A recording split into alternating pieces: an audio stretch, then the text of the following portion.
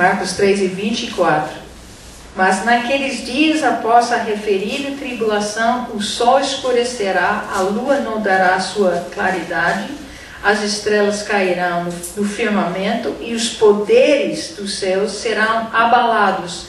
Então verão o Filho do Homem vir nas nuvens com grande poder e glória. E ele enviará os anjos e reunirá os seus escolhidos dos quatro ventos e da extremidade da terra até a extremidade do sol, do céu. E 31, passará o céu e a terra, porém as minhas palavras não passarão. Irmãos, ele vem, o nosso rei. A gente vê isso no Apocalipse, né? Aqueles trechos maravilhosos, quando nós pensamos, mas ele não vem, por que ele não vem? Tudo é difícil aqui. Mas um dia ele vai vir, de verdade. Eu fico pensando isso, ele vem de verdade. E um dia nós estaremos olhando para o outro e pensando, chegou, o dia chegou. Olhe ele. Eu estarei lá no Ponte Moraes, Marcos, todo você. Olhe. Ele veio, ele está vindo, graças a Deus. Irmãos, Jesus também enfatizou outra coisa, ele enfatizou o ensino da palavra. Essa aqui é uma discussão acirrada em nossos dias, pela palavra. E Jesus não tratou a palavra como muitas pessoas estão tratando em nossos dias, como se fosse relativo, como se fosse uma experiência humana, uma interpretação humana. Essa é muito comum. Vocês vão ler livros sobre isso. Estão sendo publicados livros no Brasil que eu pensei que já tinha morrido lá 100 anos atrás, 50 anos atrás, que tudo trazem esta ideia da relativização da palavra de Deus. Mas está voltando, está surgindo no Brasil. Mas o próprio Jesus, ele não tinha esta ideia, não. Ele falava, está escrito. E se está escrito, é a verdade. E se está escrito, vai acontecer. E ele não ficou falando, fulano achou que era verdade. Não, ele disse, é verdade. É a verdade. Deus se revelou através da palavra do Senhor. Em Mateus 5, bem gostoso sobre isso, Jesus falava muito, ele sempre estava ensinando o Antigo Testamento, que ele chamava verdade, chamava as Escrituras, e ele disse, eu vim cumprir as Escrituras, mas eles são a verdade, só que agora vai mudar, porque estão sendo cumpridos. Mas Mateus 5, 17 a 20 diz assim, não penseis que vim revogar a lei ou os profetas, não vim para revogar, vim para cumprir. Porque em verdade vos digo, até que o céu e a terra passam, nem um tio jamais passará da lei, até que tudo se cumpra. Aquele, pois, que violar um destes mandamentos, posto que dos menores, e assim ensinar os homens, será considerado mínimo no reino dos céus. Aquele, porém, que o observar e ensinar, esse será considerado grande no reino dos céus, porque vos digo que se a vossa justiça não excederem muito a das escribas e fariseus, jamais entrareis no reino dos céus. Porque eles eram formalistas, eles eram tradicionalistas, eles tinham uma formalidade, a fé deles era formal. E nossa fé não pode ser formal. Agora é hora de orar, agora é hora de cantar, agora alguém vai pregar.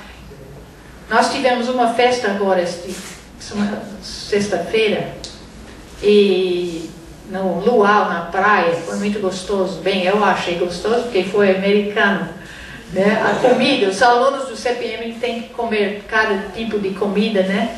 Eu faço feijão doce, e os alunos são obrigados a comer, né? Aí, não sei se o Paulo gostou, mas viu uma aldeia?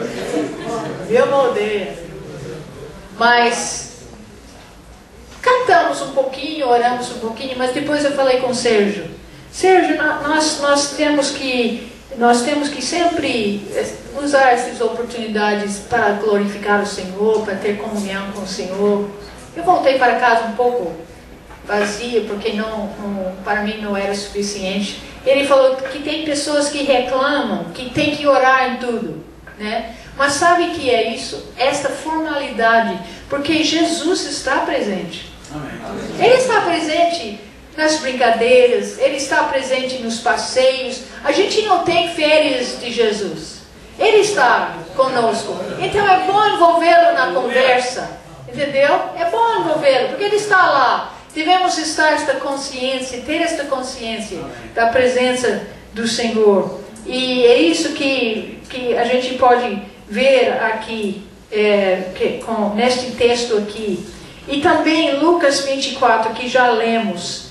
Jesus ensinou, quando ele estava andando no caminho de Emaús, o que ele fez? Abriu as Escrituras. E ele disse, olhe, vocês que são duros, corações duros, cabeça dura, né? Vocês são ruins, alunos ruins. Cabeça dura. Você nunca leu? Aí ele foi abrindo as Escrituras, eles falaram depois que os corações deles queimaram.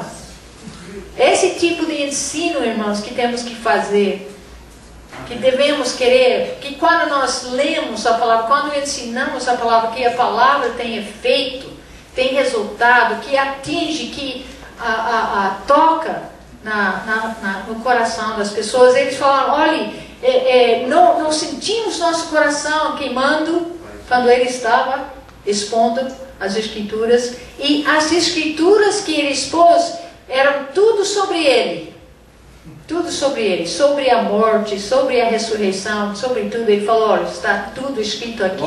Será que vocês não entenderam? Então, irmãos, quando o missionário ele vai ensinar tudo que Jesus ensinou, vai ensinar o Antigo Testamento, vai ensinar o que as Escrituras do Antigo Testamento falam sobre Jesus. E nós vamos falar tudo que Jesus, e ajudar as pessoas a submeter a este Jesus Cristo. E Pedro fez a mesma coisa, Paulo fez a mesma coisa, Timóteo, quando Paulo escreveu para Timóteo, ele falou da palavra, o autor para os hebreus, né, que a palavra é uma espada que penetra. Então os discípulos eles pegaram essa ideia, eles também tinham entendiam a importância de ensinar a palavra de Deus. Então, irmãos, esses dias eu me envolvi numa discussão meio acirrada e com um amigo meu, e envolveu outras pessoas, em que ele disse que a palavra é imperfeita. Então, eu falei, e que nós temos que só concentrar em Jesus. Agora, é a verdade que Jesus é a manifestação perfeita de Deus, a plenitude da revelação de Deus em Jesus Cristo. Mas como é que nós sabemos, é isso que eu falei com o meu amigo, como é que vamos saber sobre Jesus se não está na palavra? Qual é a fonte das nossas informações?